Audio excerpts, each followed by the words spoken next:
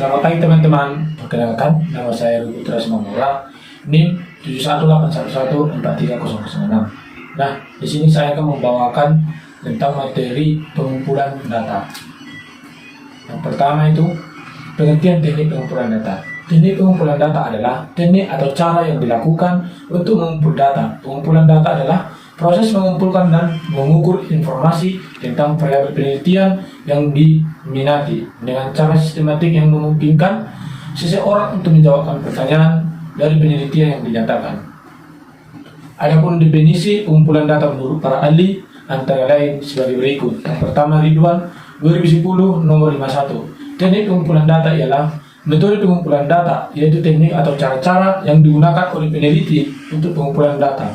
Yang kedua, di zaman Satori 2011 nomor 103. Pengumpulan data adalah penelitian ilmiah, ialah prosedur sistematika untuk memperoleh data yang diperlukan.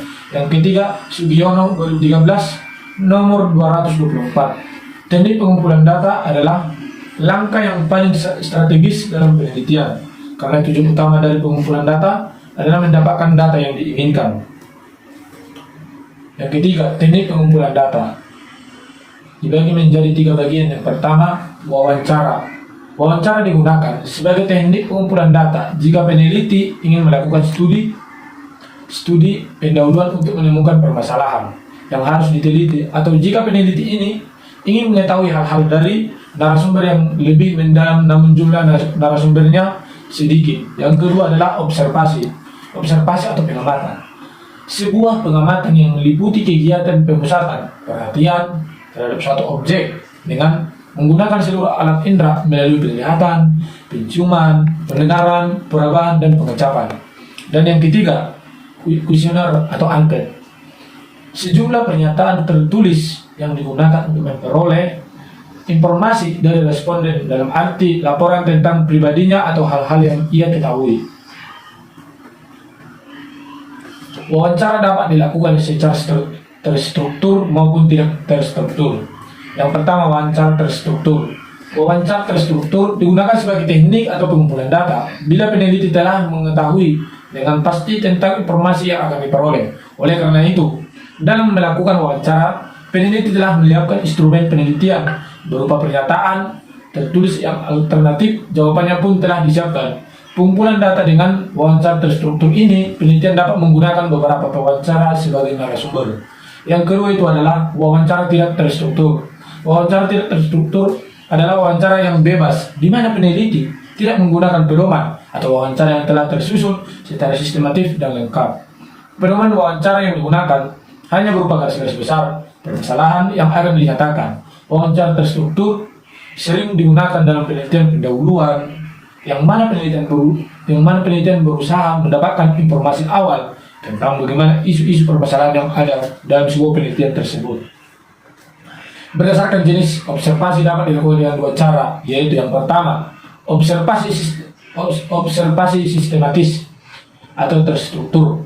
Adalah pengamatan yang telah dirancang secara terstruktur tentang apa yang akan diamati, kapan dan di mana tempatnya. Observasi sistematis dilakukan apabila peneliti telah mengetahui dengan pastinya tentang variabel apa yang akan diamati. Dalam melakukan pengamatan, peneliti menggunakan instrumen peneliti yang telah diuji validitas dan reliabilitasnya. Yang kedua, observasi non-sistematis atau tidak terstruktur adalah pengamatan yang tidak dipersiapkan secara terstruktur tentang apa yang akan diamati. Hal ini dilakukan karena peneliti tidak tahu secara pasti tentang apa akan yang diamati. Hal ini dilakukan karena peneliti tahu secara pasti tentang apa yang diamati. Melakukan pengamatan, penelitian menggunakan instrumen yang telah baku tetapi hanya berupa rambu-rambu pengamatan. Lanjut, kuesioner yang dibedakan menjadi beberapa jenis, yaitu tergantung pada sudut pandang. Yang pertama, pandangan dari cara menjawab kuesioner. Jenis ini dibedakan menjadi kuesioner terbuka yang memberi kesempatan narasumber untuk menjawab dengan kalimat tersendiri. Yang kedua itu dipandang dari jawaban yang diberi. Kuesioner ini dibedakan menjadi kuesioner yang langsung, yaitu narasumber langsung menjawab tentang dirinya, dan kuesioner langsung jika narasumber menjawab tentang orang lain. Yang ketiga, dipandang dari bentuknya. Kuesioner ini dapat dibedakan menjadi kuesioner pemilihan ganda atau kuesioner isian atau uraian, kuesioner checklist, dan kuesioner rating atau skor. Metode-metode pengumpulan data kualitatif. Metode ini terutama terkaitnya untuk mendapatkan wawasan pemahaman tentang dan motivasi yang mendasari suatu fenomena sehingga mereka cenderung membutuhkan penggalian data secara mendalam. Yang pertama itu dibagi menjadi tiga cara. Yang pertama wawancara personal, yang kedua survei kualitatif, yang ketiga diskusi kelompok terfokus, atau keempat dokumentasi, yang kelima observasi, dan keenam studi longitudinal. Yang kedua itu metode pengumpulan data kuantitatif. Metode pengumpulan kuantitatif dapat dengan mudah dikuantifikasikan dan dihasilkan menjadi bentuk numerik yang kemudian akan dikonversi dalam sebuah proses menjadi informasi secara sistematik.